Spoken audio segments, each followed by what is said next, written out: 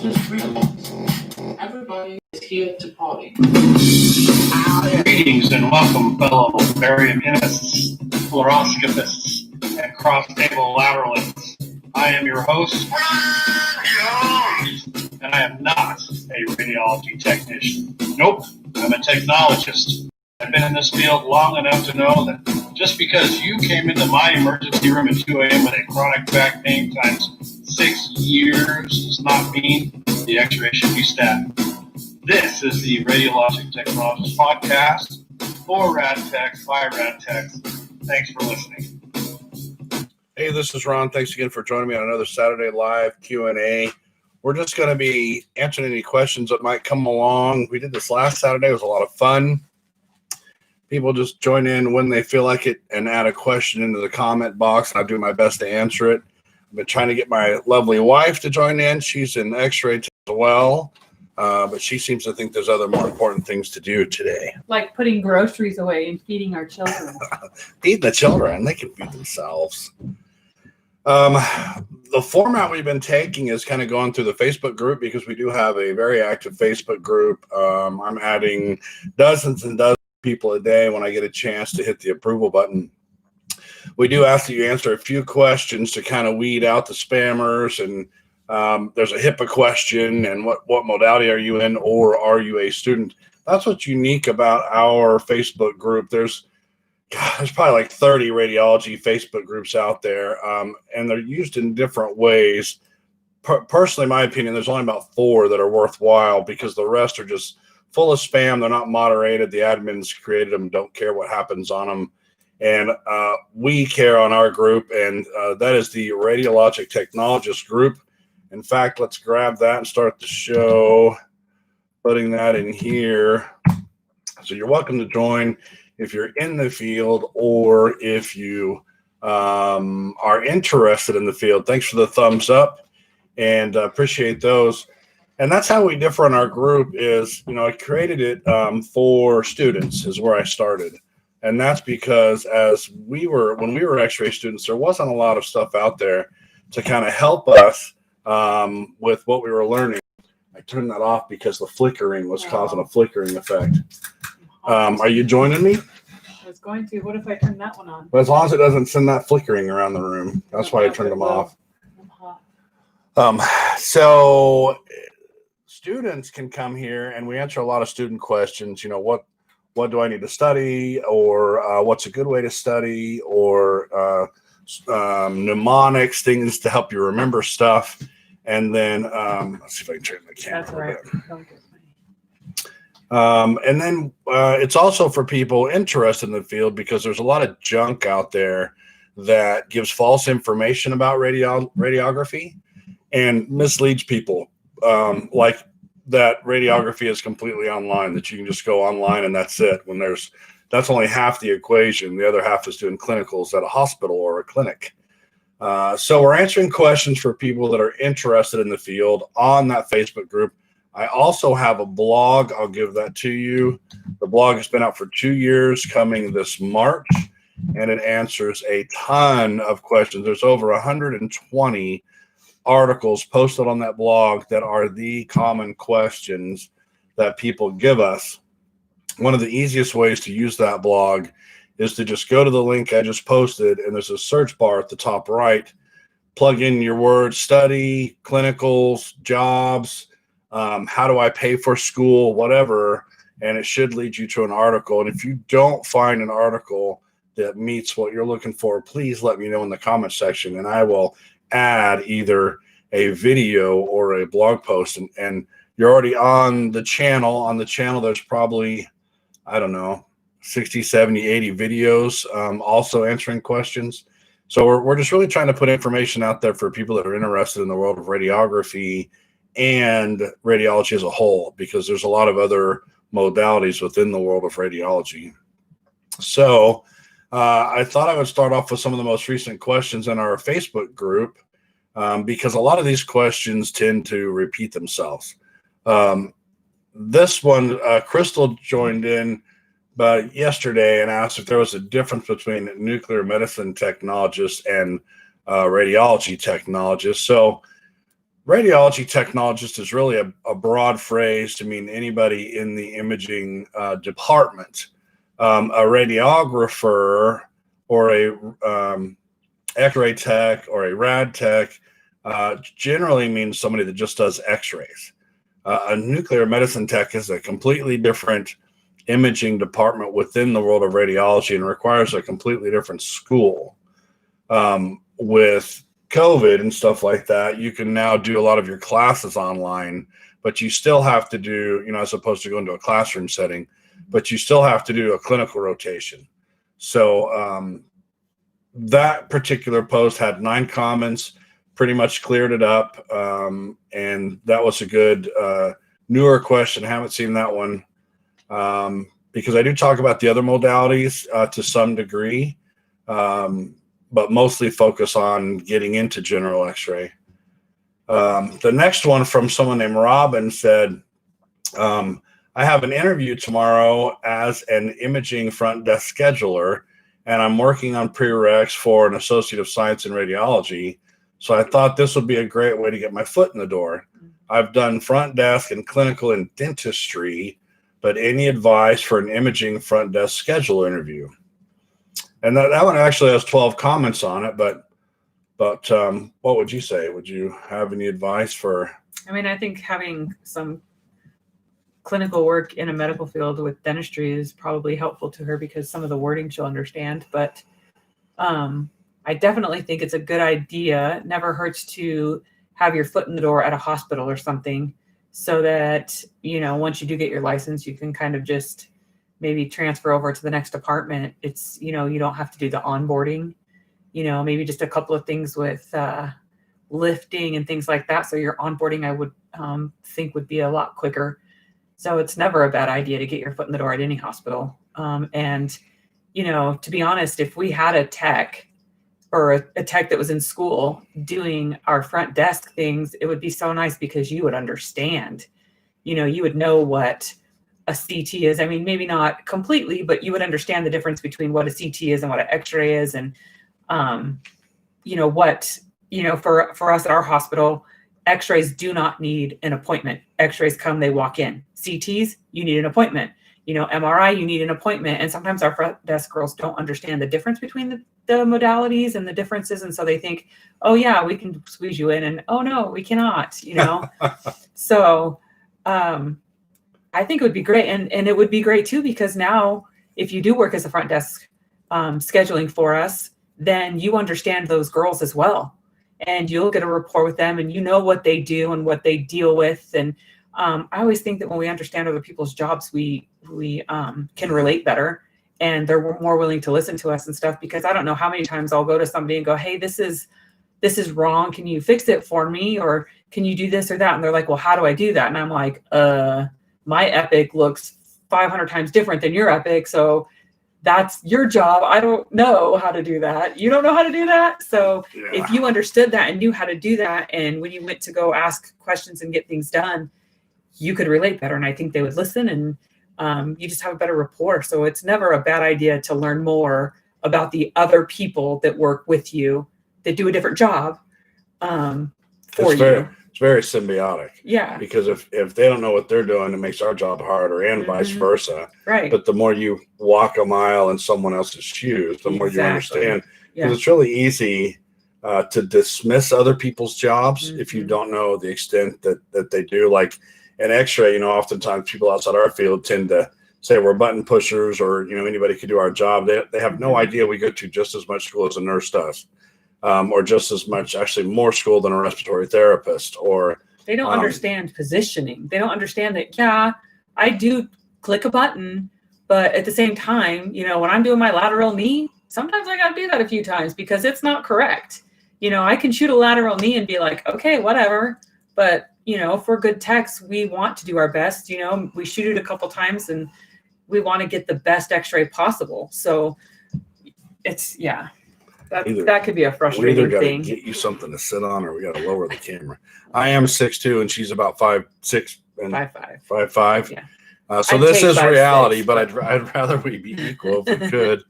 Plus, that's a lot of screen above our heads too. Yeah. Anyway, So, that's another real common question is what is a good starter job to get into while I'm waiting to get into x-ray school? Or even transporter. Transporter is an excellent choice. Because then you learn the hospital. You do. learn where everything is. And although right now, I think our transport is working their tail end off because we don't allow any visitors. So you're going to work really hard. Not that you don't work hard normally in that job, but it's going to be extra hard because now all of those people who require a wheelchair or need help getting to places, they're not going to have that extra support of an extra person to bring them into the hospital because we are not, our hospital isn't, and I'm sure there's a lot of hospitals that are that way. A lot of offices are not allowing, an extra person unless it's somebody who is severely handicapped or, doesn't necessary understand. For support. Yeah. But it's, So the good jobs, just to finish that topic, and we have a question in the sidebar, but just to finish the topic, because we might not go back to it if we switch topics. Good jobs while in x-ray school or waiting to get in would be transport, because you get to know the hospital and you get to know the exams, because you start to learn if you bring somebody down for a CT, how long does it take before you can take them back? And plus you can oftentimes sit there and watch. So you start to learn how the department functions. Other good ones would be, working anywhere in the hospital, but well, obviously, front desk, the front scheduler, desk scheduler that schedules for MA. x-rays specifically. We have what we kind of call our secretary runner type people, and they kind of switch. Some of them switch. There's one that actually is like what we call our rad secretary, and she works between us and the rad sometimes. And then they also run our patients for us, which means they go grab them out of the lobby, they take them in, they change them, stick them in the waiting room, like our specific waiting room separate from the main waiting room, and then give us the little paper in our basket so that we know the patient's changed, ready to go. And that would be a good one too, because you learn, what needs to come off and to do the specific x-ray or whatever, MRI or whatever it is. You learn a lot about each exam and what's needed for us to do that. So that would be a really good one. I don't know if all hospitals have that, but ours does. So, anything that you would work close with radiology obviously is great. But if you can only get in anywhere at the hospital, just getting your foot in the door so that when you come time to wanting a job that you're kind of already, you're an employee. Yeah, your gateway is a lot easier. And sometimes we need people fast, and then we got to wait because you got to wait for NEO, which is our new employees orientation.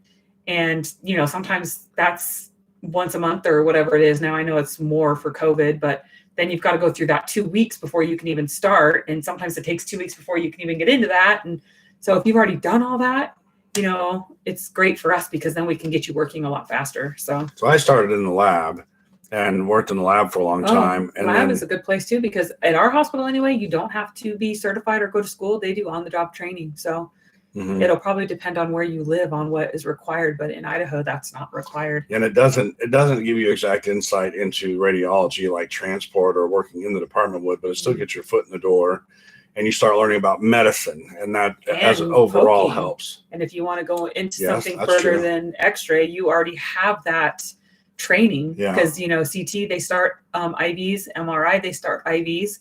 And so that would actually be a good thing for you too. But X-ray school, I say we move on. X-ray school includes phlebotomy as well. So Rare Air said, how long does it take to become a rad tech? It's basically 2 years across the board. I've noticed that some schools are starting to vary a little bit because really, I believe the down and dirty is you have to have so many hours of, they call it didactic hours or classroom hours, and you have to have so many hours of clinical hours. So if a school, wants to run a little bit longer of a day, instead of being 8 to 3, they were 8 to 5 or whatever, they could wrap it up in maybe, 18 months, 20 months, 22 months, something like that. But for the most part, most of them are 2-year program. And the websites that are telling you that there's a weekend or a 6-week or a 6-month are lying to get you to sign up for something. And if you do get some kind of certificate from a place like that, it's not going to be any good for anything. So, well, and two, don't forget. So the program that the two of us went through was a private school, and it was 2 years all inclusive.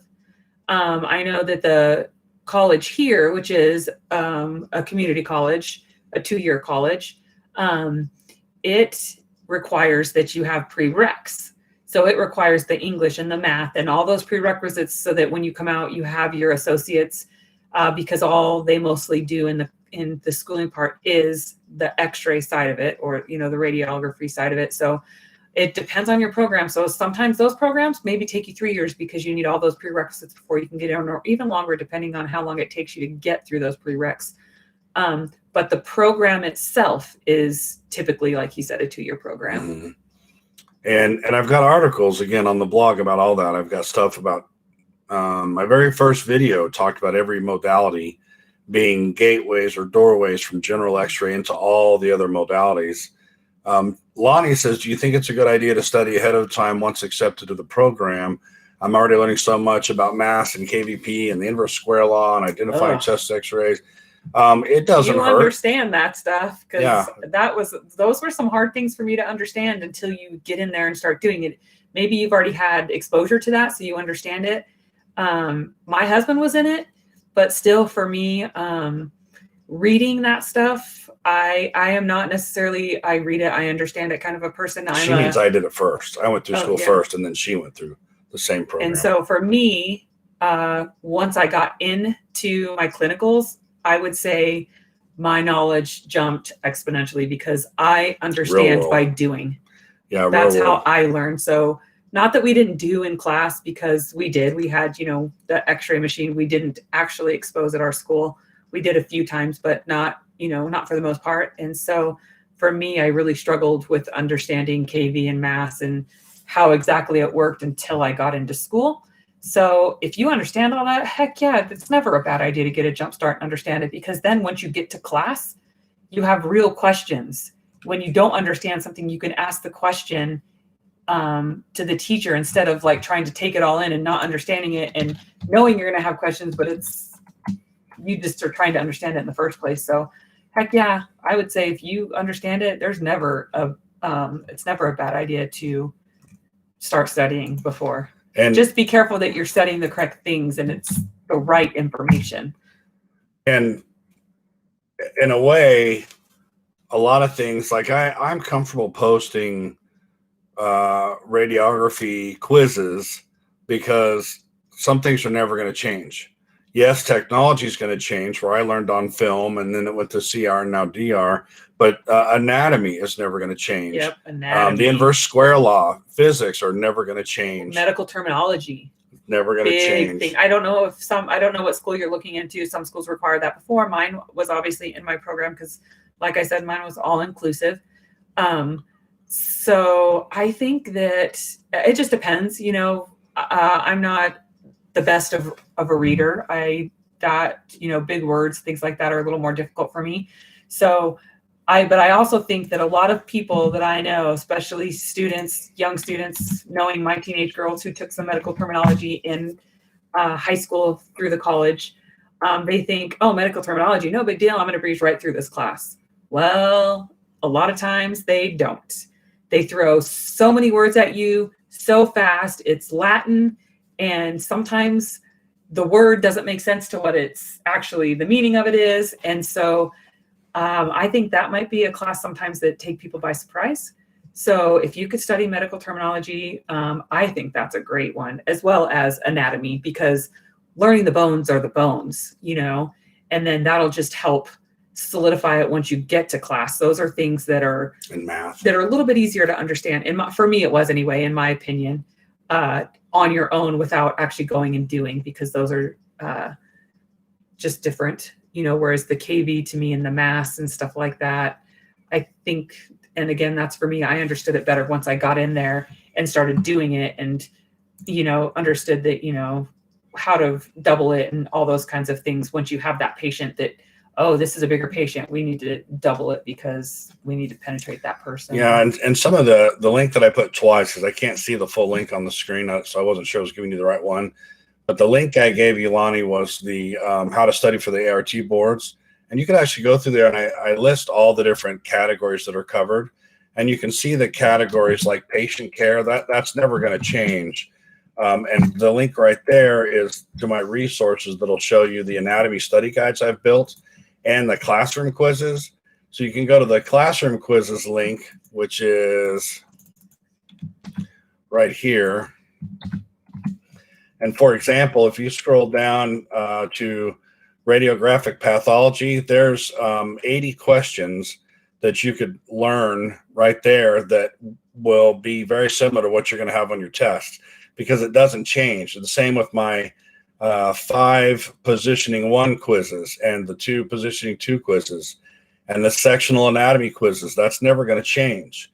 Patient care is never going to change. Radiography physics, same thing. So these quizzes are all an example of what you could see on the ART board. So could you start learning this before school starts? Absolutely. It'll give you a leg up once you get into the class. Then he says, do you think entrance exams for nursing school or x-ray school truly defines a person wanting to be in healthcare? My school requires a TEAS exam for us to be in the program. You know, they have to do something, right? They have to do some kind of exam to see where you're at in your education and your maturity and your understanding of how things work. The school we went to used a test called the Wonderlic, which is the same thing they gave the NFL players. It was just basic, you know, if you have $5 and you bought a bag of chips for $2.54, how much change would you get back?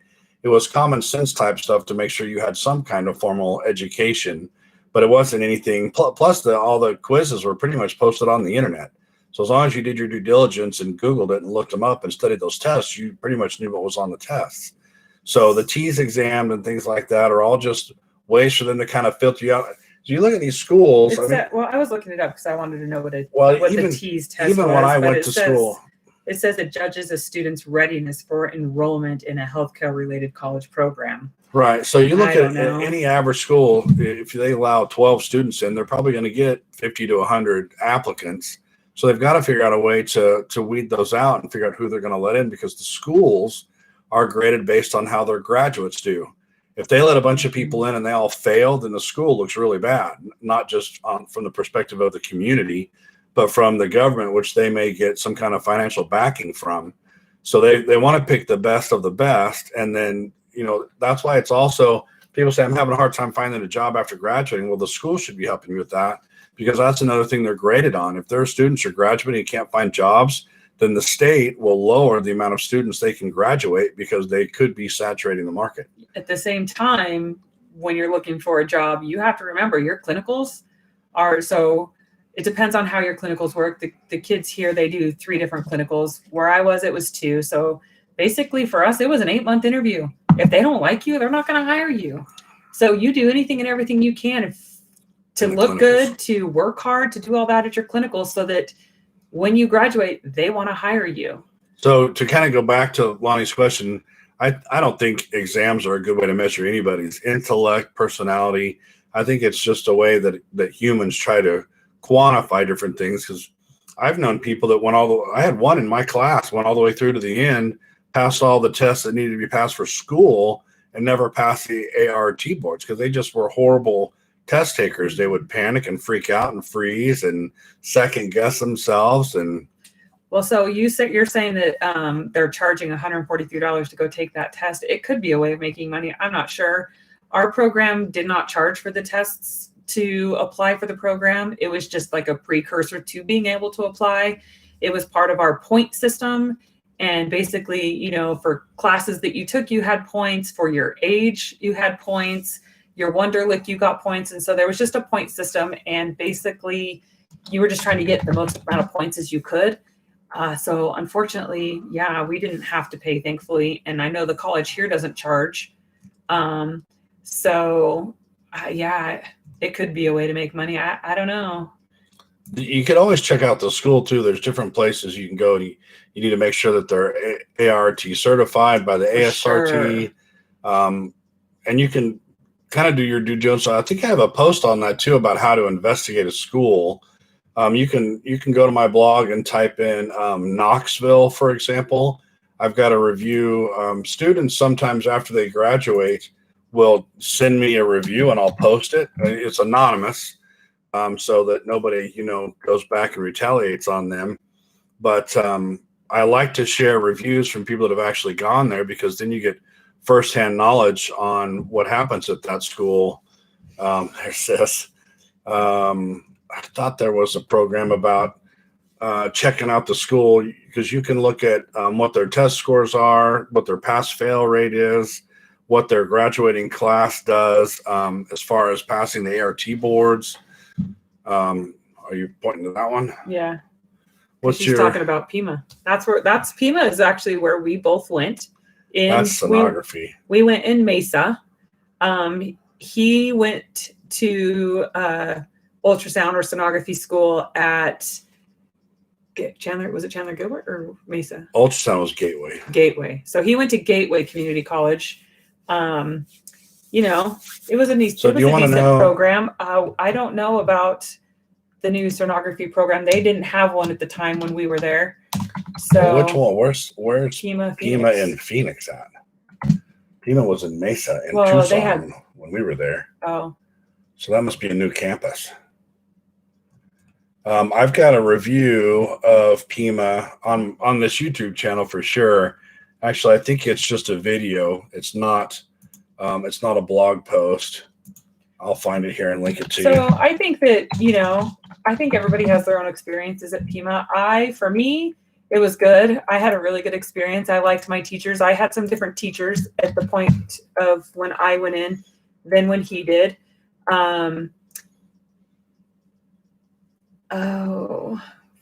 For lack of a better way of putting it, I think that for me as a female, I was a little more well liked than my husband as a male. Yeah. I got in trouble. I got in trouble a couple times. He likes to push buttons, and he likes to take it as far as he can to see where the limits are. He's a little say that. You're a little more of a rule breaker than I am. I'm not a rule breaker. I don't like to break the rules. I shared it on this channel. I was at my clinical rotation at Chandler Regional Medical Center. It's not called that anymore. Oh, good. But I was on a clinical rotation, and me and JoJo, he was my classmate, me and JoJo Kanoy. JoJo still works for that hospital system. And JoJo and I would have comp challenges. Who can get the most comps in a day or in a week or in a month? And it was a way to keep us going after comps.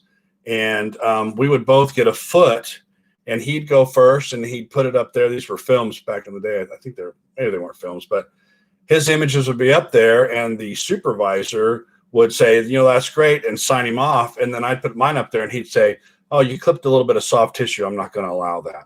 And that kept happening over and over and over again. So finally one day, JoJo got a comp. I got denied, and that supervisor left, and another tech came up, because any tech can check you off. And I put it up there, and I said, what do you think of that foot? And they go, looks good to me. And I said, would you be comfortable signing that off for me as a student? He goes, sure. And he signed a little piece of paper, and I put it in my locker. And I never submitted it. But later on that day or the next day, that tech was saying, yeah, I comped Ron off on a foot or whatever. And the supervisor heard it, and he called my school, called Pima, and told Pima that I was cheating. And Pima came out, and they almost threatened to kick me out of clinicals because of that, because they made it clear that the clinical site was more important than the student. That's what they made clear to me. And I'm a big proponent of Pima, but I'm being honest. They really angered me because I should come first. I'm the one that's paying to go there. The way they were looking at it was, if we don't have a clinical site, we don't have a place to send the students. Well, and if you're one of 60 students that they have. But if your student is getting mistreated in that manner, you need to have a talk with that clinical site, because that supervisor was playing favoritism. And so I never turned in that comp. So I never, they never could really do anything to me, but they made it very clear that you don't mess with a clinical site. And I made it clear that I was being picked on and singled out. And luckily we rotated through other clinical sites. And I didn't have to deal with that, but I actually ran into that, and I've told this story before, but I ran into that supervisor later on in my career, and he acts like we're best buds, and it's fine, and I don't hold anything against him. He's a good guy, and he does his job.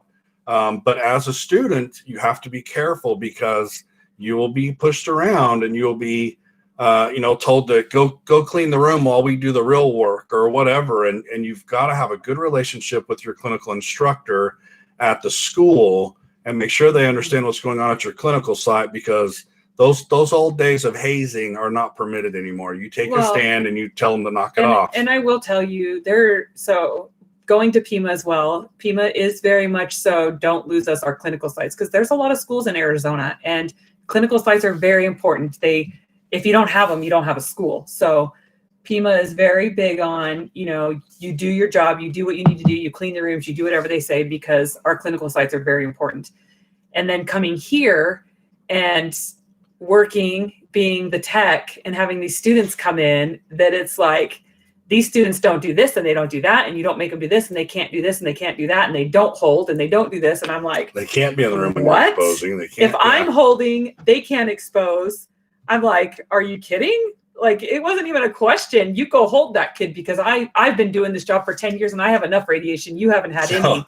So that was kind of I was like, whoa, this is like night and day from Arizona. But it's, right, and that's a good point. Is here they stick up for the students, and you don't mess around. You don't make a student do something. And because the school, we have one school here in this town, right? But the school also gives that protocol in writing to the clinical site.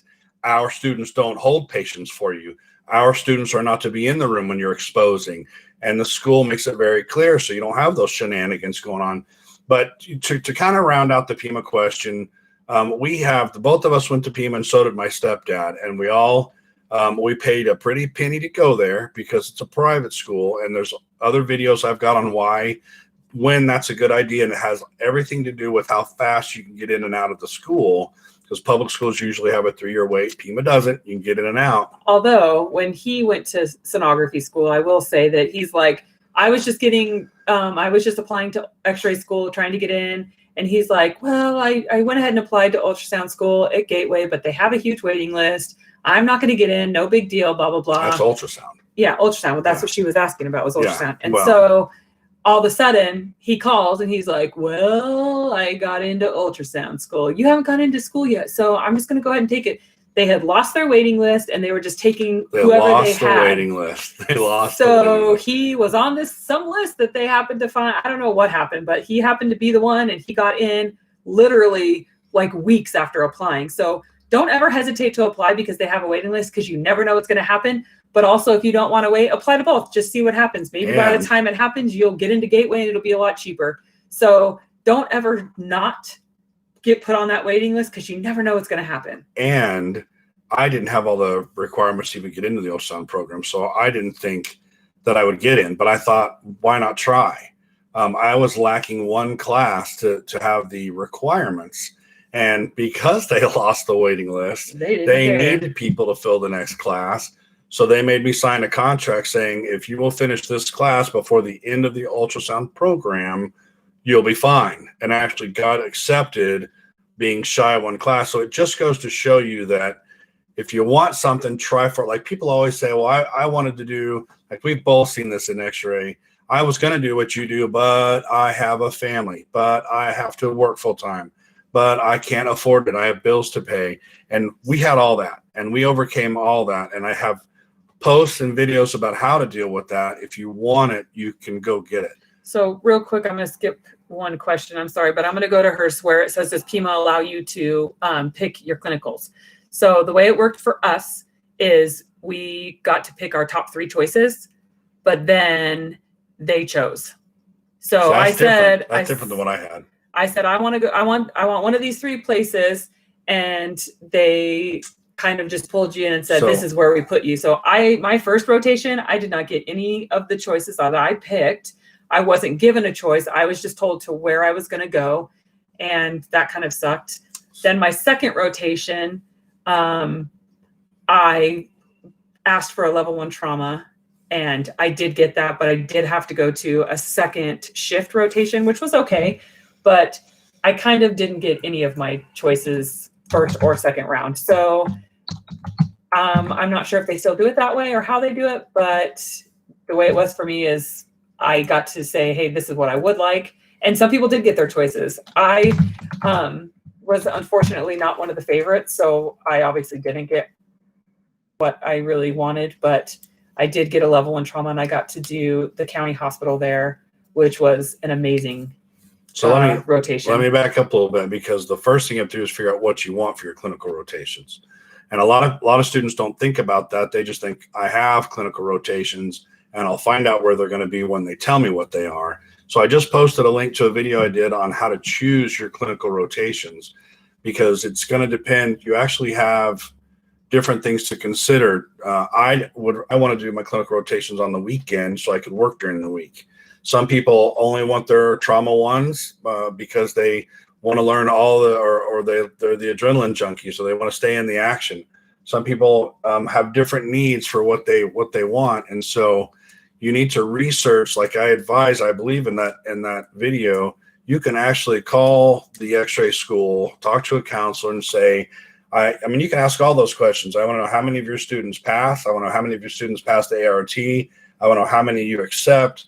I want to know what clinical rotations are possible. I go through a lot of those questions in that video, but once you find out what the clinical rotations that are out there are, you'll learn, first of all, map them, because we had clinicals that were hours away, and you actually had to live out there 2 or 3 hours away from Phoenix. Like I think, I'm forgetting the names of the towns back there now, Yeah, but not Yuma, it was something way off to the west, like 3 hours, but they would put you up in a little place to stay. Staff, they had. You would stay out there Monday through Friday and come home on the weekends, but you need to know what clinical sites you want first before and where you do you want to work. Because that's the other part. If you want to work at the level 1 trauma, you need to get your clinical there, because your clinical is just one big job interview. Yep. So I got hired at both. That's how I got that Chandler Regional job, and the other one in town was Mesa General.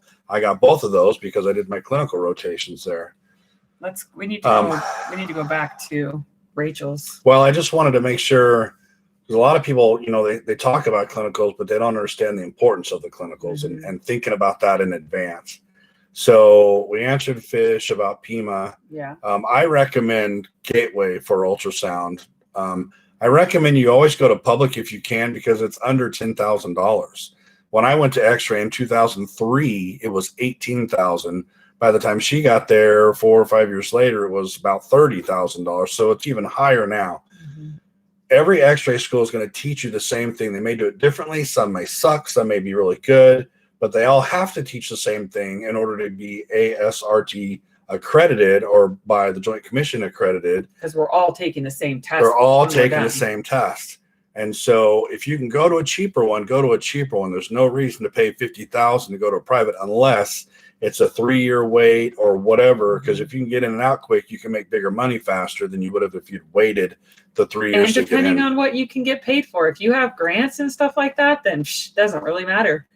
But that's kind of, again, up to you. But Rachel? So let's see. Yeah, what advice would you give someone who, like me, lives in a state that does not require a degree for this position? Well, what do you mean? What does that mean? Like, I guess. License? Yeah, a degree. Well, none of them require. I guess it depends on what you're talking about. So even if your state, so we live in Idaho, our state does not require you to go to school and be licensed to do X-ray, but the hospital does require it. They will hire you as a student in your last semester, and under the impression that you have like a year. I'm not really sure what exactly. 6 months to a year. Yeah, you have to get that license. So you will be required to get it. And if you don't get it in that timeline, you includes, I think, all the insurance companies that do require you to be licensed in order to get reimbursement. Because you used to not be able to hire a student until they had their license. Well, but that's only in Idaho because Idaho doesn't require a license. So like in Arizona where we went to school, it does. We could not get hired until we had our license. And that was really tricky because the state, it was handled by a different agency back then. That has changed since we've been there. But the agency that handled it would take their sweet time giving you that state license. You could pass the ART. Because you couldn't get the state license until you had the ART. So you had to do the ART, get that license, then go in and get the state license. I went to get my state. The one person that did that was on vacation. And nobody else in the office was taking over that part. So I literally waited a month to get my state license back when it was an MRTBE. But if, there are about 5 states left that don't require a license. And yes, you can find some backwoods doctor's offices that are using secretaries that are shooting x-rays.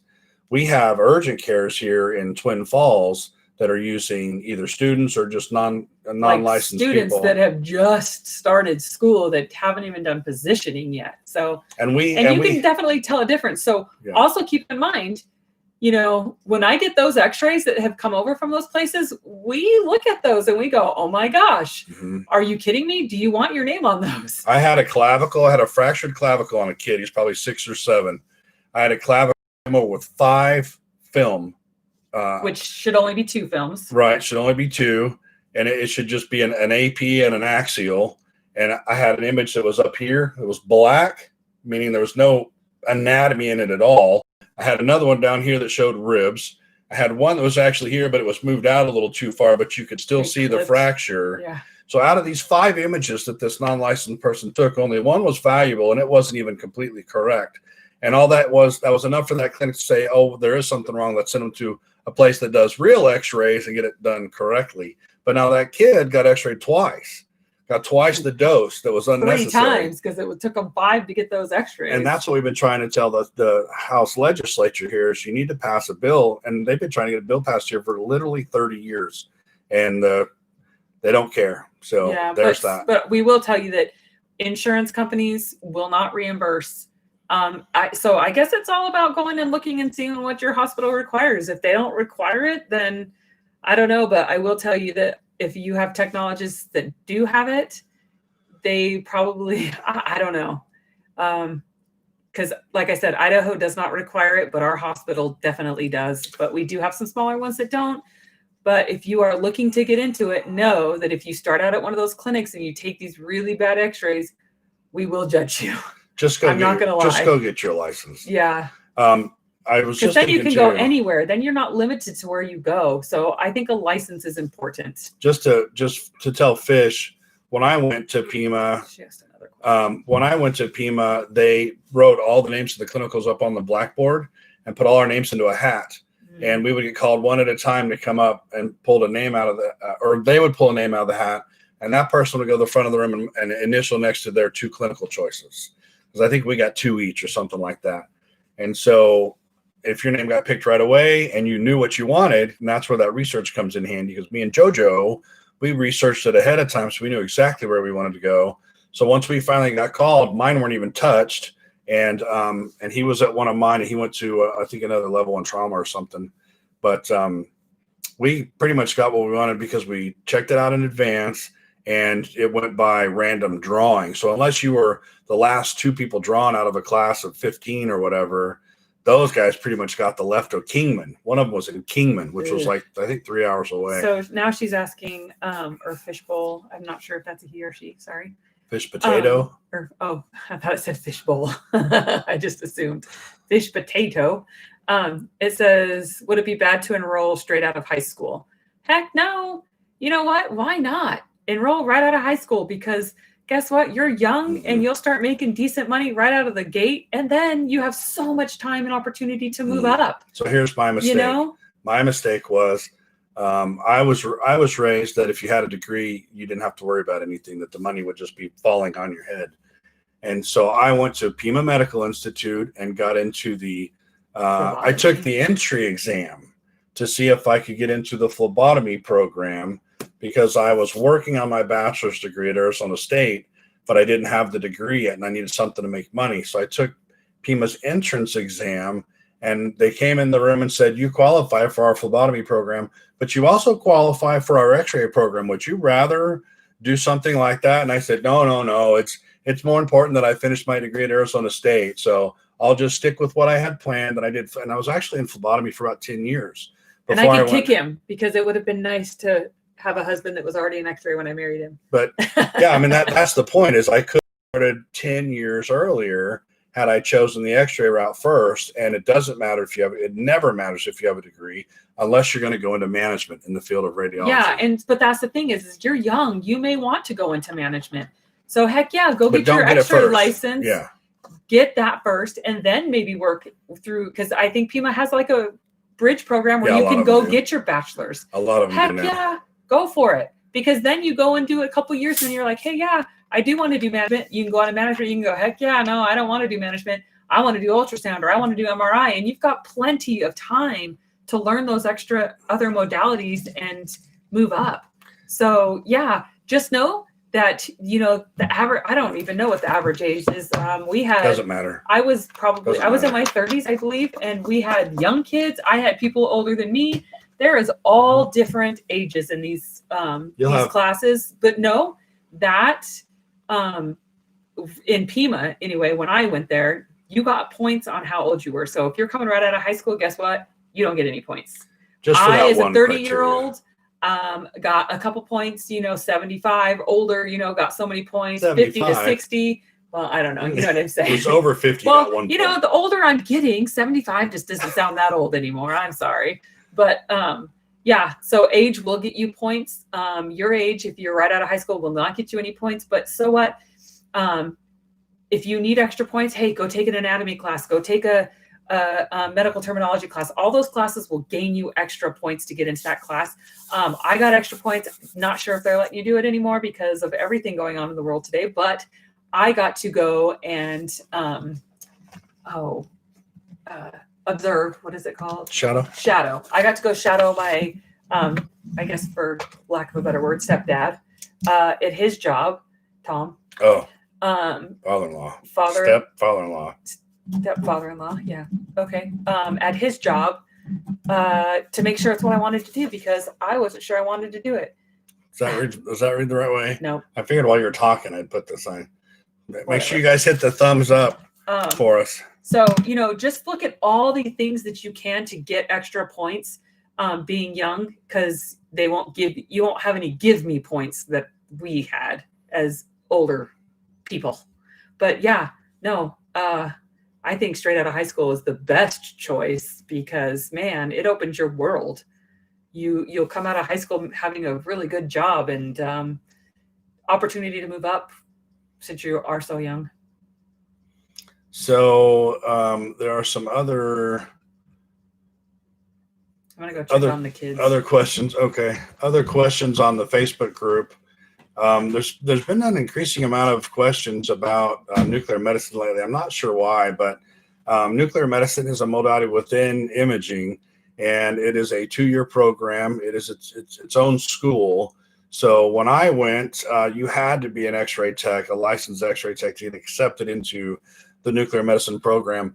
One thing I'm noticing over time is these things are getting less and less strict. I remember being in the Gateway Community College ultrasound program in class one day, and the teacher proposed an idea to us and said he wanted our input, which I greatly appreciated.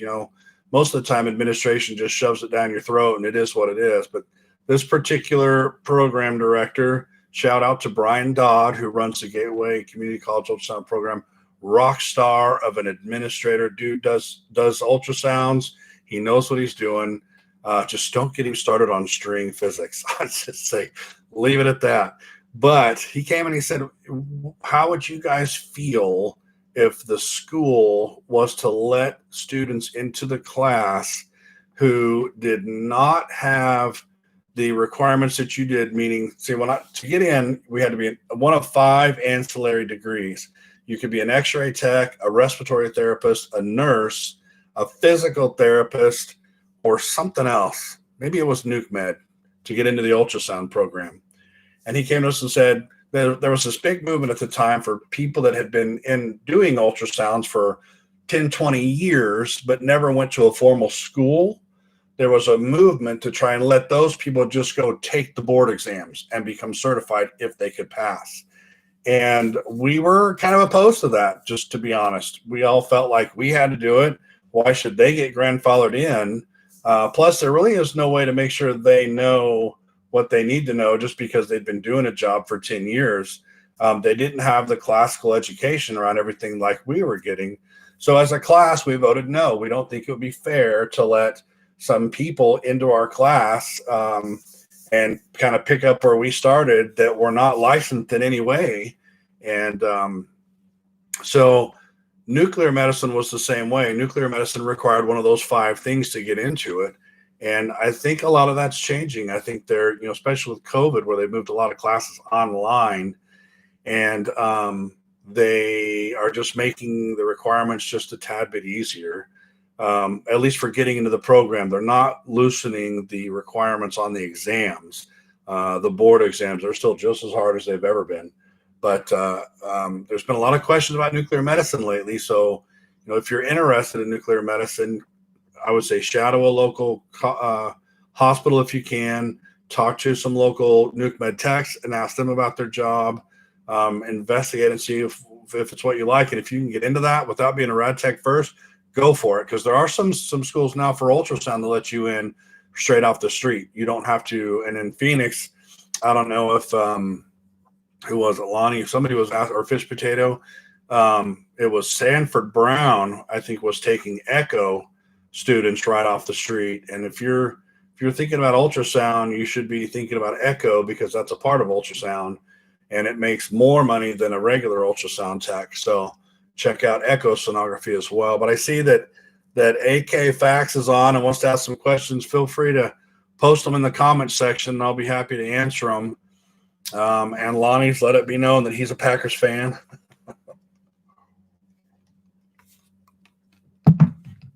So I'm going to go down a little bit more on the Facebook page.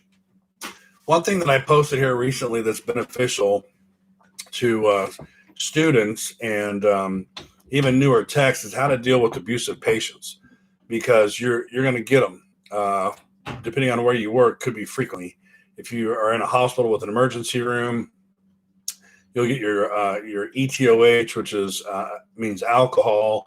So you get your drunk patients that are abusive. You can get mental patients that are abusive. And, I think at least I was kind of in the mindset when I started that I needed to protect my job and not do the wrong thing to cost me my job.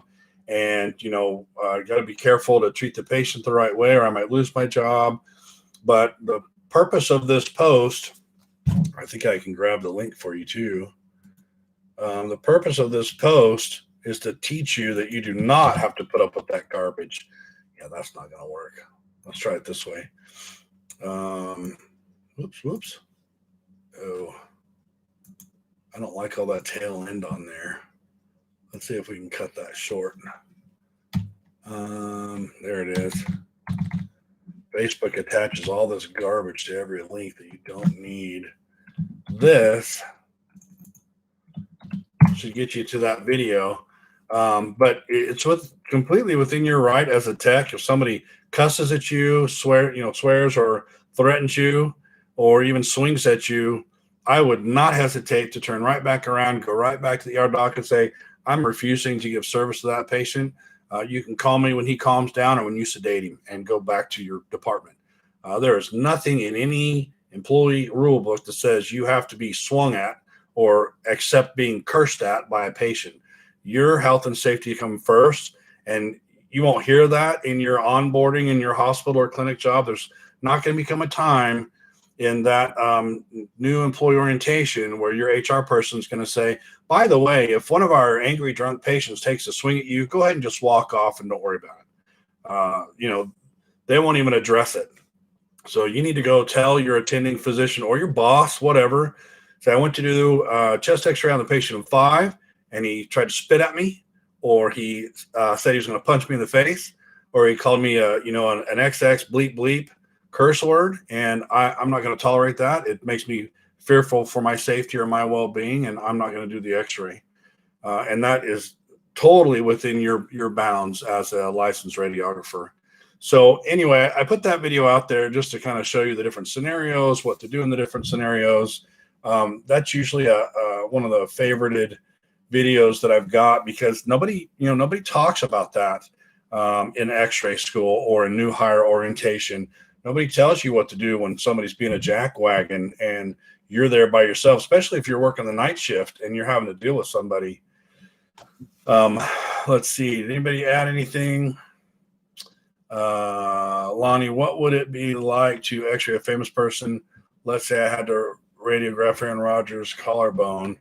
Well, for one thing, the hospitals usually don't put the real name in the patient, the patient chart. They'll assign them a John Doe. Every hospital has a different way they do it.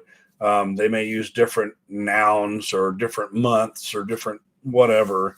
but they'll assign a pseudonym for that person so that everybody in the hospital doesn't know if they see their name up on the board. But you can also absolutely get fired if, let's say, you're an x-ray tech and you happen to see the work list for the lab techs and you see his name on there and you go find him and ask him for his autograph, you can absolutely get fired for that, because the only way you would have known he was in the ER is if you were looking at patient information and if it had his name, if it didn't have a pseudonym. But if you ever get caught looking things up that you're not supposed to, you will absolutely get fired. I was going to tell you, if you want to hear the funny stories about x-raying famous people, I interviewed the mobile x-ray tech. I have a tab at the top of my blog that says media. And if you go there, there's a podcast link. And in the podcasts, 2 great podcasts that I did. And I would love to keep doing podcasts. They're just very time intensive, because not only do you have to spend over an hour interviewing the person, but then you have to edit the crap out of it, which takes a lot of time. But this is a direct link to lifestyles of the rich and famous in the world of x-ray. And she tells some great stories. She can't say who she x-rayed because that'd be a HIPAA violation. But she talks about, how the butler even knew how to position the portable x-ray machine, because allowed to touch the actual famous person. Basically, she wheeled the machine up. I think she said they set the person up and positioned them and put the film behind them and kind of did everything. And I'm sure she had to set the techniques, but great podcast to listen to. The other one, which should be of interest to just about everybody, is a podcast I did interviewing the lead physicist from the AAPM, American Academy of Medical Physicists. They're the ones that started the push to stop shielding patients. And so she's the one that was doing all the research that said, we don't need to shield patients anymore. And here's why.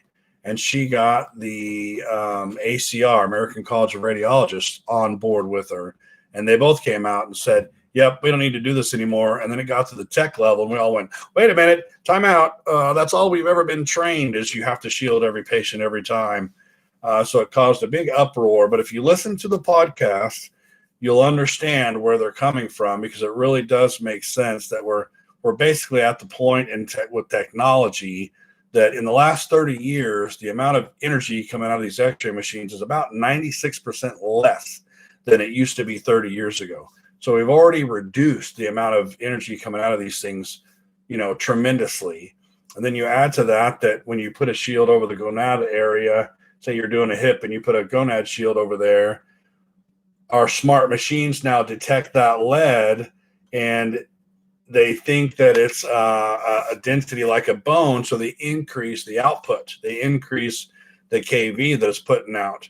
Because, as the population or Americans are getting bigger and bigger in girth, these x-ray machines are now with AEC, the automatic exposure control, can tell.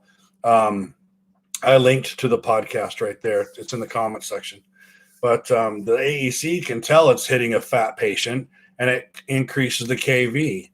So when it hits these gonad shields, it increases the kV. So yes, if you shield the gonads and you're aiming at the hip over here, you're not going to get anything right there. But because of that piece of lead, everything else is going to get even more than it would have without it. Even before all this, there's still no evidence. There's no white papers, no research, no proof that any human has ever given birth to an offspring that had an abnormality because of radiation received during radiology examinations. But set that aside, because that's always been true. We set that aside and we still shield it, and we shield. Now, we as employees will continue to shield it because we're around it all day, every day. But the patients, it doesn't make sense. But I encourage you, just listen to the podcast, read the literature that's out there.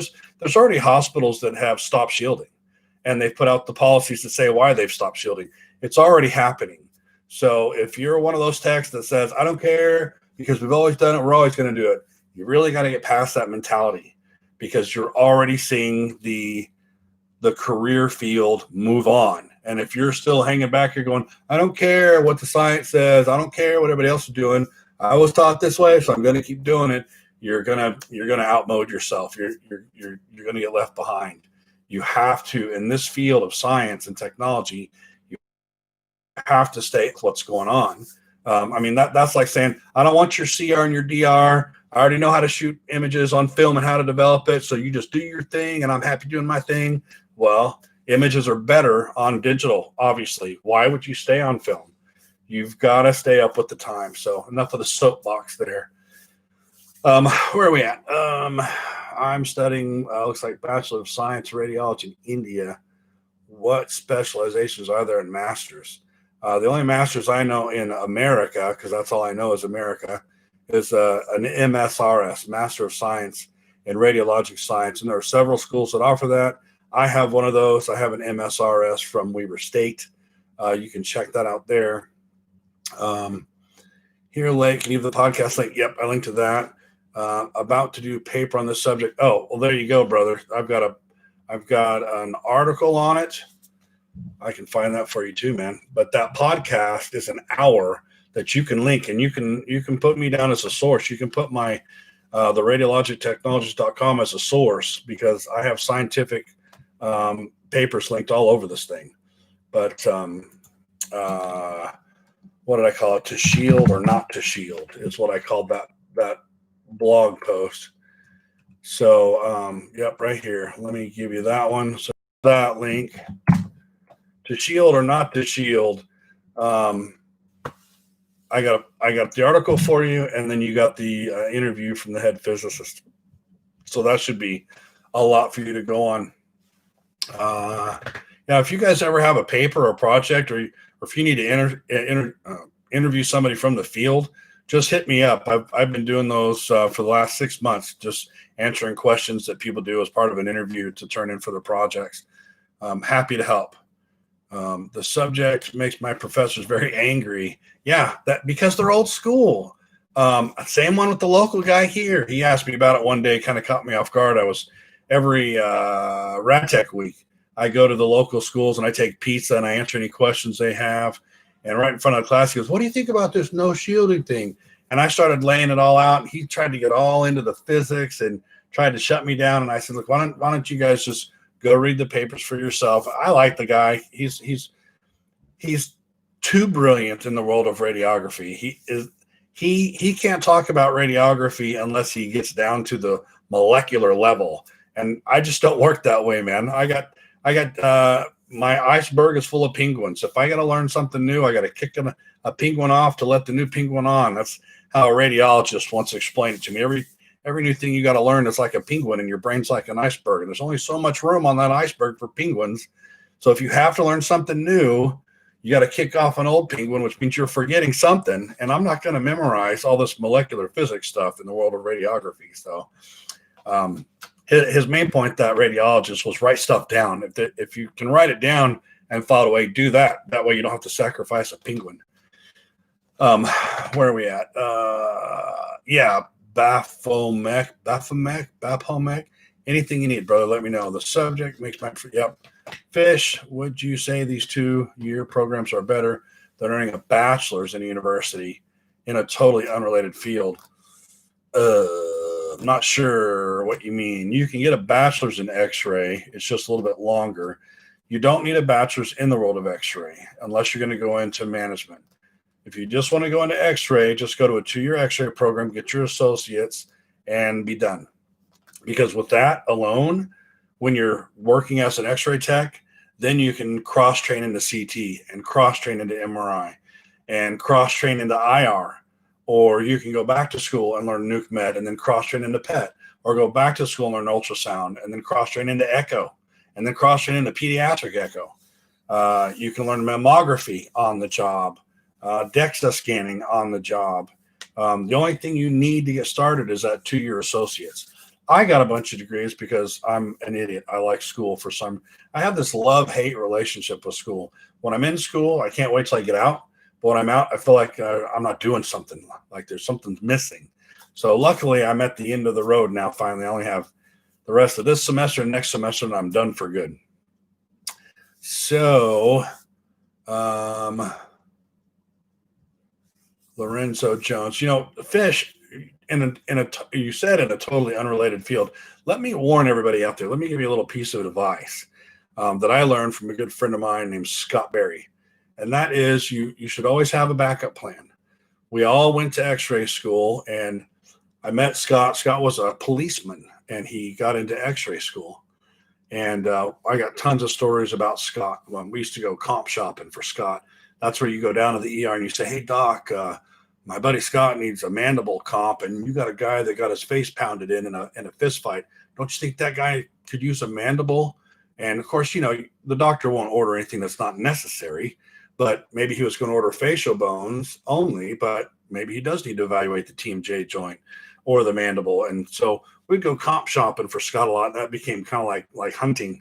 But Scott said, you really need to branch out and get something outside of radiology. And I said, "I got you covered, man. I got ultrasound too. I went to school for ultrasound. I got X-ray and ultrasound." He's like, "No, you're not hearing me. If healthcare goes down, what are you going to do?" And I thought, healthcare is never going to go down. And then look what COVID did. Look how many techs got sent home and told to use their own PTO if they wanted to get paid.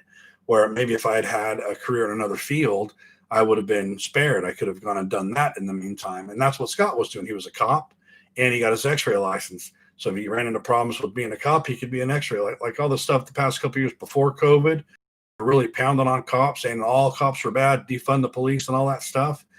Maybe that's not such a good time to be in police enforcement. He had his X-ray license to rely on. Now he can do both. He can freelance, do whatever he wants. So I actually stepped outside and got a real estate license, and I can sell real estate. So anyway, just want you guys to understand, because this is stuff they don't teach you in school. Everybody gets focused on getting their X-ray license and starts thinking about all that money you can make in X-ray. But if something happens to that license or to healthcare or your hospital, I had a hospital go out of business. I had a hospital that wasn't paying their payroll and then went out of business. So a lot of things can happen. You need a backup plan. So just think about that. But Lorenzo, I have over 10 years of home health experience and a degree in healthcare admin. 6 years ago, would my credits transfer? That's all up to the school, brother. You got to ask the school. I would find a school that would accept them, because different schools, so you got public schools and private schools, and they don't cross over. But like I got my bachelor's degree from Arizona State. That did not cross over to Pima Medical Institute because they were private. But my bachelor's later helped me to get further. So the actual path I took was bachelor's from ASU, which did not help at all to get into Pima, other than to say I had a bachelor's degree. And I think that was where the point, we talked about that point system earlier. I think I got a point for having a bachelor's degree. But once I got through Pima and got the X-ray license, all that was required to get into the master's program at Weber State was a bachelor's degree and an X-ray license. So I had my bachelor's from ASU and my associates, but it was an X-ray license, which got me into the master's program at Weber State. And then once I finished that master's program, I found a doctorate program at Nebraska Methodist that accepted any master's program that was a science-backed field. So that got me into the doctorate that I'm in now, and 2 of my master's classes from Weber State counted towards 2 of my classes in my doctorate because they're both public schools. And so this semester, I only have 1 class instead of 3. How cool is that? So you just got to know public doesn't transfer to private and vice versa. I ended up taking anatomy and physiology 4 freaking times because I took it at ASU, but it didn't count at Pima Medical Institute. And then when I got into ultrasound at Gateway, they wanted a combined A&P where I had radiographic A&P that didn't transfer, and the A&P at ASU were 2 separate classes. It was anatomy 101 and physiology 101. And the community college at Gateway didn't accept separate. They wanted together. So I took it again. And then I had to take it again for something else. It's like, good grief, I might as well teach this stuff by now. So check with the school that you want to go to and see what transfers. But do be aware that there's stuff that doesn't transfer based on private versus public. Your 10 years of home health are phenomenal. And the degree will help you if you want to get into management in the radiology world. Otherwise, it doesn't matter if you have a degree in the radiology world. You could get in with that associate, start an X-ray, and cross-train into a lot of other things, end up at $50 an hour, and still don't have your associates. So that hopefully answers. If that didn't answer your question, Renzo, ask me again another way. What is your salary as a radiology tech? Most techs start anywhere between, across the country. I've got an article on that. Type in salary at the top of my blog. And I list every single state. But what you have to understand about salary, there's two things you have to understand. One, even if you hear, the X-ray techs are making $50 an hour in California, so what? Their cost of living is eating $52 an hour out of that just to pay for room, board, and electric. It's not about how high the salary is. It's about how much you take home at the end of the day. So check out this article that I wrote. In that article, I list all 50 states, and I went and grabbed the cost of living index, and I compare them. So I listed the top 10 for you at the beginning of the article. Wyoming is the best place to go work, and then Washington, New Mexico, Texas, and I give you the top 10. But if you scroll down the page, I have the cost of living index, their hourly rate that they make, and then I compare the two against each other to create a ratio. And with that ratio, I give it a ranking. And so Wyoming has a cost of living index of 90, which is really high. Their hourly rate is $26.83 an hour, which means they take home the most out of everybody. Now, the other thing, the second part of salaries to remember is you get paid more in big hospitals than you do in little clinics, and you get paid more in big cities than you do in little towns. So you may find a study. The best place to go, by the way, is the ASRT, but you have to be a member. But they send out a survey every year asking everybody what they make. And if you want the dirty little secret, you can get on our Facebook groups and just ask, and people will tell you, because there's no law against that. There's no, the employers always say, don't tell anybody what you make because that would be unfair. If they make less than you, you'll make them feel bad. Well, then maybe you should pay them more. But you join my Facebook group that I've linked in the comments section. Get in there and just ask. I'm in Los Angeles, California. What are you getting per hour? And the dudes will come out of the woodwork and tell you. But on these charts, what you have to remember is it may say the average California hourly is $30 an hour, but was that in LA, or was that in some podunk town on the border, or was it in a big hospital or a little clinic? So that's what you'll see a lot of times is I may post something that says, hey, an X-ray tech in Texas is making $35 an hour, and people go, not me, not here. Where's that at? I want to go work there, because it all depends on where you're at. Plus, you need to negotiate for yourself when you get that job, and I have an article on that, how to negotiate for a higher pay, because if a company calls you to offer you a job, they clearly want you.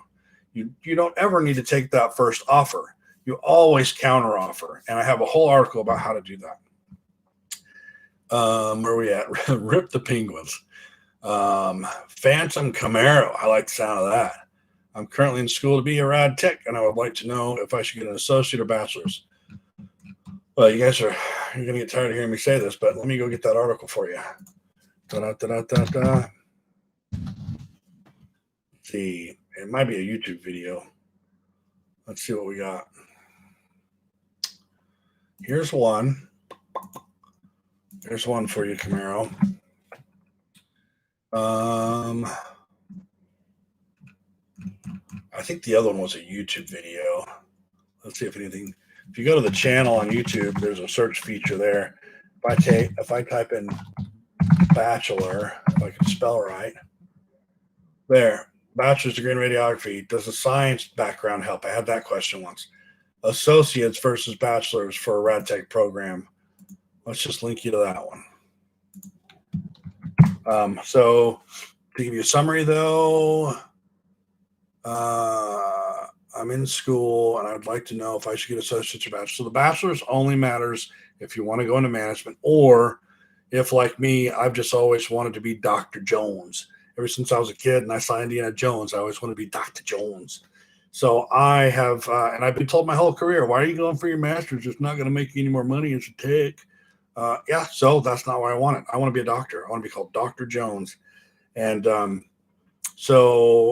I've done this all the way through with X-ray. I've gotten to the doctorate level on X-ray.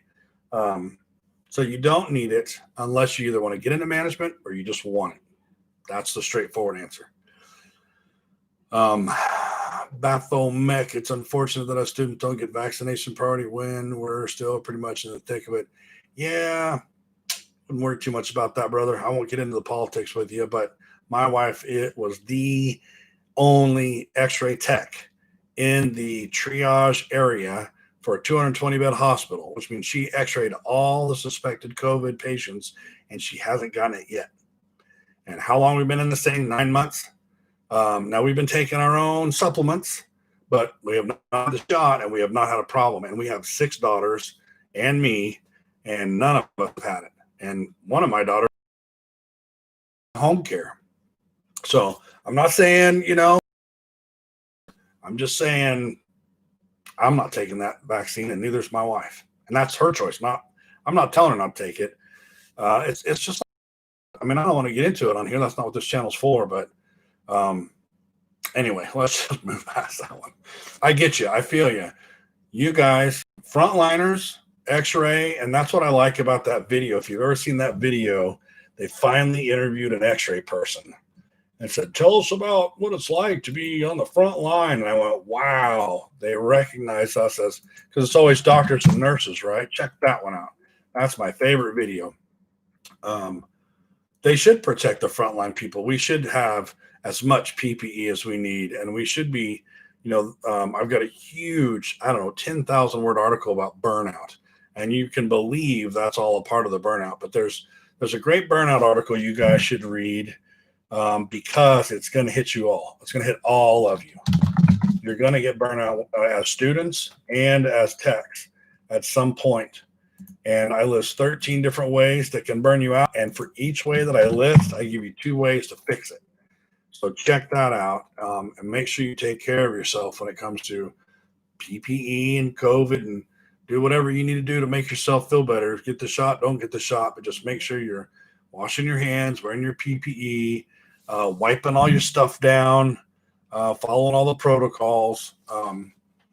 And that's all I'll say about COVID. And I have articles about COVID, by the way, because I was in a 30-bed hospital on a 90-day contract when COVID hit, and there was nothing out yet about like which bottle of wipes are we supposed to use, because there's purple and yellow and orange, and some of them will eat away the plastic covering on like ultrasound probe covers. So I did my research. I called the company. Let's see if I can find that one. And I got to the nitty gritty because there was no articles posted on what we're supposed to be using to clean. Like here's one, for example, the old clean tech, dirty tech. Did they teach you that in school? Clean tech, dirty tech is where one tech stays clean outside the room, maybe wears gloves, while the dirty tech goes into the room, gets, is fully gowned up, gets dirty, and you hand off you have a double sheet over your plate, your cassette, and you kind of squeeze it out, holding on to the cassette cover, eject it to the person who's clean, who takes it, and then they go process it, and you keep one tech clean and one tech dirty. I wrote an article on how to do that because that's not out there, and some schools don't teach that. Here's a quick simple article about keeping your portable clean. Where's the one about the bottles though? Because that one I had to go all the way to the company and say, you guys don't even have this on your website.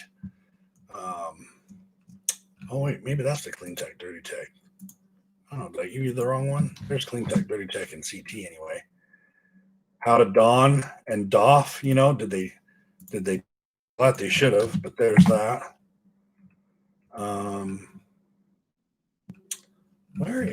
Let me find that stupid, only because I put so much time into it. What's the name of that company that has the purple top and the orange top and all that?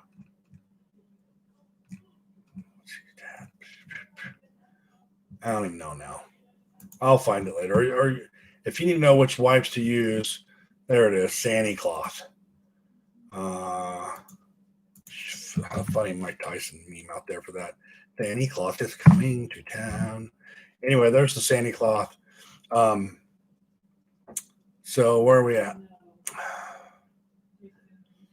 Sophania Sefa, my cousin is going to RadTech school, and when he finishes the program, he's going to have about $10,000 in debt. He wanted your opinion on it. Yeah. Oh yeah. No, that's cheap.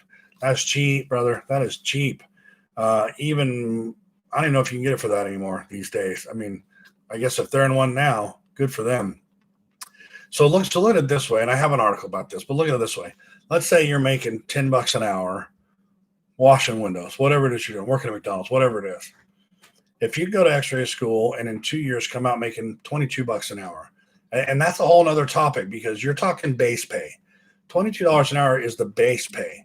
If you work second shift or third shift, you get $2 to $7 more per hour. If you take call, you get more money. If you get called in while you're on call, you get more money. There are so many ways to make more money on the job that you don't know about because they don't really teach you that in school. But let's just keep it simple. You're making $10 an hour at McDonald's. You go to school for 2 years. You come out making 22. You just doubled how much money you make an hour, right? So how many years? So that third year, the first year you're out of school, you're now making double. So you could go back with that and pay that $10,000 that you paid in school because you're making double the amount of money, right? I mean, I guess we'd have to calculate how much $10 an hour makes you, but the general financial rule is when you've doubled your income, it's better for you in the long run because you can still go back and pay off that loan. And once that loan's paid off, you're still making double your income. That's better than if you had stayed at $10 an hour. But the trick about radiography is you can always make more and always move up. And I've seen techs making $60 an hour, and that's not California. That's Podunk, Idaho. $60 an hour because they went all the way up to nuke med or PET or IR techs are in the 40s and 50s. I once cross-trained an IR tech. But it was about three years ago. I cross-trained an IR tech who had been she graduated X-ray school. I hired her as an X-ray tech, and she was an X-ray tech for 9 months. And I cross-trained her into IR, and she went from making like $22 an hour to I think 38 or something. And that was uncertified. Once she sat for her IR certification through the ART, she'd get even more money. So there's tons of ways we can get into that sometime if you guys want to talk about it on a Saturday. All the different ways to make money. I'm sure I've got videos and articles about it, but I think the very first video I did, the 5 reasons I got into radiology, I talk about how you can make money doing all this stuff, being on call and all that stuff. But I don't want to get too sidetracked here. So yes, it is totally worth $10,000. My wife went to school back in 2000, 10, and she paid $30,000 to go to X-ray school. I paid $18,000 in 2003. So if he's worried about $10,000, tell him don't worry. He'll make that and so much more. Don't even worry about it. That's awesome that he got it for $10,000. You tell him I said that. Congratulations is what I say to that. Do you have more completion in USA 50,000 radiologists? I'm not sure what you're asking there, Mr. AK Facts. Does you have more completion in USA 50,000? If you're asking how many radiologists, I have no idea. Not enough. Finchy ASMR. Hi. I'm in Australia and Queensland, and I'm wanting to get into something medical that's good. I'm 22. Well, I don't know how it is over in Australia, but I think it's pretty similar here. I don't think our certification treats over there, but what I see is a good way to go in healthcare, and it depends on what you like, because like I, for example, can't stand dealing with snot. I can't be a respiratory therapist and suck snot out of people that are drowning in it. But they make just as much money as we do now, and it's a shorter program.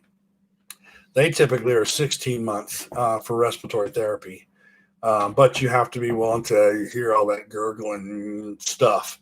And they do arterials. So when they stick a needle in people's arms, they're sticking it into the artery and drawing out arterial blood so they can find an arterial gas number on that patient. Where we stick for IVs, they stick for arteries. But respiratory therapist is cool. Check out physical therapy. That's cool. It's a little more school, a lot of money. If you want to go more like a physician assistant, if you have that over there, PAs make 99 to 150,000 and up. I mean, when you say medical, there's a lot of medical, a lot of subspecialties. If I could go back and do it all over again, what I might do, I've thought about this, it changes from time to time, But if I could do it all over again, I probably would have walked straight into echosonography or echocardiograms. That's an ultrasound just of the heart. Because when it comes to radiology, the top of the pay is, there's a couple things that are up in the 50s and 60s an hour, 65 an hour. But an echosonographer, it's less than 2 years. It might be 2 years by now. Arizona Heart Institute used to do it in Phoenix. And it was 18 months. I can almost remember the name of the guy that wrote the book and started that program. But it's only, and I say only ultrasound of the heart, but it's about 50 different images of, you think it's one muscle you're imaging, but there's a lot of different views, subcostal and substernal and intercostal, and you're doing some cine loops, but you make $60. And then if you can learn echo or adult heart, you can subspecialty into pediatric echo. So hearts of little kids. And then there's, I forget what it's called, but it's the infants. It's the newborn echoes. And I don't even know. I think they might just write their own checks. I don't even know what those are so much. And they're few and far between. You go work wherever you want, and you get the job wherever you want because there's not enough of them. But if I had to do it all over again, knowing what I know now, I probably would have just learned that right from the get-go. That ended up being my goal after a while. I went X-ray, CT, ultrasound, MR. And I was trying to get to echo when I had to do MR because the owner of the hospital said, before I teach you echo, would you please learn MR? Because we're paying a traveler like $125 an hour. So I did that, but then I never got followed through on the promise to learn echo. But let's see. So Australian medical, it's a tough call, brother. There's a lot of stuff out there. Depends on what you like. But the pay is no different. Correct. Phantom. What was that about? Rad Tech is, oh, no, you don't get any, you do not get a raise. If you have an associate, if you're working, I had a supervisor who used to get so pissed. If you're working with your associates and you go get your bachelor's and you go tell your boss, I got my bachelor's, they'll go, good for you. That's it. Nobody ever gives you more money for a bachelor's or a master's or a doctorate. Doesn't matter. If your job, it always depends on what your job description says. If your job description says you need an associate's from a radiography program to get the job, that's all you'll ever get paid for. You're never going to you'll only get your annual increase if you get one, which is either a cost of living or a merit raise, meaning everybody gets one based on how their little annual evaluation comes out. So again, if you want a bachelor's, it has to be either because you want it or you're going to get into management, or go get your bachelor's in something outside of healthcare so that you have that backup. So where are we at here? Yeah, they don't let us go onto the COVID floor, but we're still in the ER. Almost all the nurses have had it, and half are. Yeah. There's probably other places you can go get it. I don't know. Can you go get it at Walgreens or something? I haven't really been tracking that. They're giving it at, the local hospital here. You know who they gave it to first? It's always this way. Pharmacy, right? You in there? No. Usually admin and pharmacy for some reason. Didn't pharmacy get it first? I don't know The if they COVID got shot? it first, but I think were on the level before X-ray. Not even. It kind of. Didn't even touch the patient. I don't know. It kind of But don't depended. get yourself in trouble talking. I wasn't sure how the tier exactly worked, because it was kind of confusing. But I think our techs that work in the ER were able to get it first, and then us in the clinics were more the third tier, like not third tier, but like third in line with the rest. So I was kind of So, because techs get crapped on all the time, that's just how it is. This person over in outside of America is asking, does my bachelor's course give me permission to operate how many machines? Whatever you're trained on. I mean, if you get an X-ray license, I don't know what they do where you're at. All I know is what they do here. When you get an X-ray license here, you can operate any X-ray machine. So, I mean, that includes, O arms and C arms and mini Cs. Mini C arms actually can be operated by anybody because what people don't understand is they don't put out enough radiation to qualify through assist to qualify as requiring a licensed tech. And that's why you'll see the doctors and the nurses and everybody else working those mini C-arms in ortho cases. You don't have to be a tech because they're under 100 milligrays or whatever it is. I don't know how they don't let you go into the COVID floor. Who's doing their x-rays? I guess maybe they're not doing them. Maybe he's a student. Did you say you were a student, Baphomet? I've been out of clinicals for a month on break. Yeah, he's a student, so they don't let the students go in there. Oh, yeah, they don't let our students either. So I meant had COVID, not had the vaccine. Oh, I see. Yeah. Well, it is what it is, I guess. I've been out of clinicals for a month on break since the vaccine started. Not sure how that's going at the hospital. Yeah. I think they're almost starting to give them to anybody. Because I don't know. I don't know what's true. I was reading an article today that it said like more than half of the healthcare workers were refusing the shot. And so they had all these vaccines available and they were trying to figure out how to administer them, like what they were going to do next. But half the time you can't believe what you read. So I'm not really sure. I know that at our hospital that pretty much everybody that works in the hospital at this point can make an appointment to get a shot if they are wanting it. So, and I think I've heard teachers in our area are also able to go get them, but I haven't kept up on it. I just know I got the alert saying I was now allowed to make an appointment if I wanted to go get one. So. Where are you at in Oklahoma? You don't have to say if you don't want to. That's where I'm from, brother. Did you see my cup? Eskimo Joe's, buddy. I didn't do x-ray down there. I lived down there, moved to Arizona when I was 21, and that's when I got, oh yeah, you're right down there. That's where I grew up. I grew up in Oklahoma City and Edmond. Went to Edmond Memorial, but came out here for college, and that's where I met my lovely wife. Go Sooners, right on. Boomer Sooners. I'm sorry, but I can't get over it. Go Cheaters! Yeah, I told a story about where the Boomers got their name by jumping the gun during the land rush, and she loves that story. Bunch of cheaters, she calls us. Whatever, we got the land, right? I think it's funny because nobody knows what a Sooner is. Yeah. I didn't know until he explained it to me, but school. I went to I was supposed to go to John Marshall, but I feared for my life there. So I transferred to Edmond. And I went to Bishop McGinnis actually for a year and couldn't stand that either. Yeah. Going back to your thing, our students are not allowed to do COVID cases, period. Oh, he's talking about x-ray school. Yeah, our x-ray students, right? No, I mean, I was talking about, he said I went to school. No, I was thinking high school. Yeah, he was. He said Memorial. So he was. But I'm just saying I was going back because I was looking at the COVID stuff. Hospital.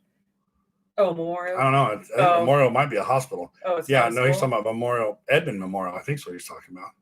We only had one high school back then. Now I think there's 3 or 4 high schools there. Oh. Yeah, John Marshall was rough. So I went to Herbert Hoover. He said that's where his dad went, but it wasn't rough at that time. Herbert Hoover Junior High is where I went for 6th, 7th, and 8th. And that led to John Marshall. Yeah, we're jumping around, sorry. But it's our channel, so whatever. Anyway, yeah. I still have most of my family's back there. I'm curious. I wonder if the students are being offered the COVID shot. I don't know. Not according to him. I don't think. He said he's not getting it. Well, but he said he's already out of school. So the shot for us in Idaho, we just barely started the shot. Right. I think maybe a month ago or so. So I don't know. I just know that it was offered to me a few weeks ago. So yeah, keep your head down. That's all I can say. But wear your PPE when you are supposed to, and they're always changing that. I mean, maybe now they finally decided what we're supposed to wear, but it's just constantly changing. They just still don't know a lot about it, to be honest. You know, if we're being truly honest, we're still learning about this disease. We're still learning obviously it hasn't been around for long term, so we don't really truly know long-term effects. You know, I guess on what you consider a long-term effect. In my opinion, we don't know long-term really because it's not even been quite a year. Beth, make sure you get over to our Facebook group. You know, get in there. It's just a hit or miss disease. That's all I can say is, you know, it's like Russian roulette. You don't know which one you're going to get, you know, and we don't know why you're getting the one you're getting or why you're not getting this one or that one. So, yeah, just like the flu, every year it's going to be different. Yep. And there's probably going to be more strains. I wonder if they're going to offer a different strain of the COVID. So that if I was a guessing person, which I am, I would guess that it's going to be a yearly vaccination, and it's going to change with the strains. But again, we don't really know yet. Well, that's a good hour and a half, gang. Do you guys have any more questions before we call it a day? I'm going to try to do these Saturdays if I can, and answer questions. And whenever she can join, that's even better. She went through X-ray school, I don't know, a year and a half behind me, and has, a lot of her own perspective. She's a good example of somebody that did school, got a job, and then took off like 8 years. Yeah. Sat out for like 8 years. And then she was one of those, because you see that question a lot. I've been out of the field for a while. Do you think I can go back in it? And I didn't really work after school. I worked a little bit here and there, but some of you that have followed our story know that I had a baby in December, started my program January, and 8 months into the program, got pregnant again. So 16 months into my program, I had a baby. So 8 months after graduating, I had, an almost 1 year old, she was 8 months. And then the one that I had a year and 8 months prior to that. And, that was baby number 5 and 6. So for us, my going through school was more of, I have it in case I need it. And I'm certainly glad I have it. And we thought about traveling. When Yeah. we were older, we were going to do traveling techs. Yeah. And now that I have it, it's really great, because even though I'm a mom that still has children at home that are in, elementary, junior high school, it's worth me going to work. It wouldn't be worth me going to work for a job that I was making minimum wage necessarily, because it is hard going to work, trying to juggle my kids and get them to school, from school, to sports, from sports. Sometimes missing games, it really stinks. But knowing that I'm making a decent wage and I'm helping provide for my family makes a huge difference. And sometimes you can find, the other one of the many benefits of our job is you can find shifts that you need or shifts that you want. You can work the night shift, so you're home during the day. Because I did that for probably 7 years. So we'd have early dinner, and then I'd go to work at 7 p.m. I'd get home at 7 a.m. and I could still drive the kids to school and see them. And then when I dropped them off, I'd go home and go to bed. I had my, what do you call those curtains? Blackout curtains, and a white noise machine, and a fan, and my eye cover, and all that stuff. And I would sleep till 2 or whatever, and 3 when they'd get home from school at 3 or 3:30. I'd get back up. We'd hang out. So it didn't disrupt family life that much. I just lost a few hours in the evenings, but I only worked Friday, Saturday, Sunday nights, because it was 312s. So there's a lot of benefits in this career that you don't know about till somebody tells you. Yeah, appreciate your time. You're welcome. We're going to hit 2 hours here soon. So. I'm going into radiology as an old man, older than my teachers. Better late than never. Exactly. It's never too late, You're not too. How old was I? 37 or something? I don't remember. I was up there quite a ways too, but I had a 55-year-old in my class, and she ended up being her clinical instructor at Phoenix Baptist. Yeah, she was. And I really liked her. Yep. She was good. And what else? Should I abstain from video games and television once a minute? Yeah, you need a break. I mean, if you're one of those gamers that can't get off the game, so this is going to sound funny, but we actually were a Warcraft family, and all my kids played it, and we had laptops. So I'd be on the night shift, and I'd take my laptop, and if I didn't have any patients, since I was there by myself, I'd log in to the realm, and my kids at home would log in from different computers, and we'd all quest together. So it was family time. Yeah, it was kind of even though family we time. weren't actually together, but it was something we got to do together. So that's a whole nother subject on the blog, is setting up if it starts success. affecting your study time, then you're looking at issues. But we all need a hobby. The stress of work right now. Heck no, we need hobbies. We need stuff to get our brains on something different. So, and the link I gave you about how to study for the ART has all the scientific methods that I researched to help you learn better. So it's more about studying smarter than it is studying harder. It's not, you don't stay up all night cramming for the test the next day like I first did when I was in college. It's 25-minute microbursts, and then you get up and you go do something and you come back. That's how you retain things longer. But in that article I just linked, there's a bunch of methodologies that you can employ about how to create your study space, how to study things, how to build mnemonics to help you memorize things, check that out, and it should help you study better and smarter. And going back to the vaccine, I don't know that they're forcing it. Our hospital is not forcing it. Our hospital at this point, it is still optional. What the future holds, I don't know. We are required to get a flu shot. And my guess would be that we're probably in the future most likely going to be required to do the COVID shot. I don't know that for sure. But as of right now, I know our hospital is not requiring it. And I don't know that it's available quite to students in public yet. So I would say they can't require it yet.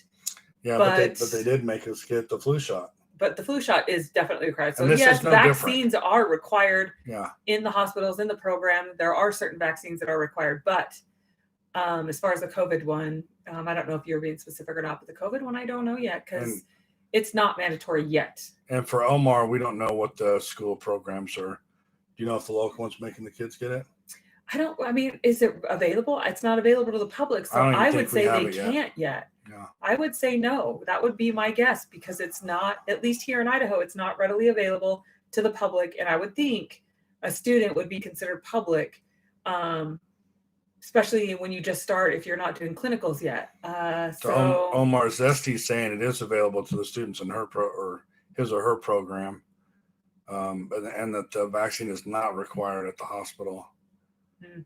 Yeah, flu shot required to get into the program. First time I'd had one.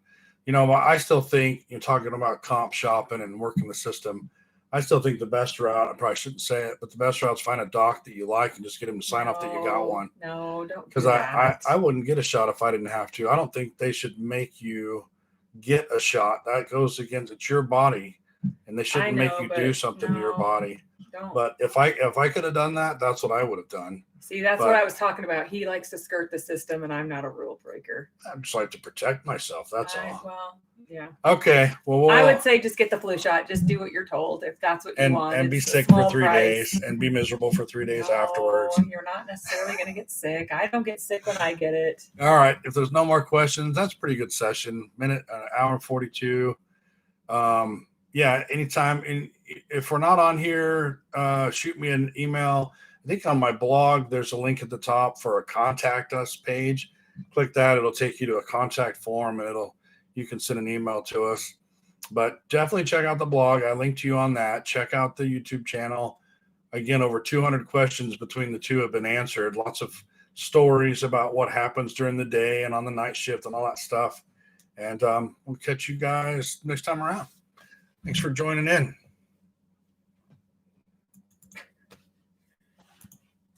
Scratch your ear.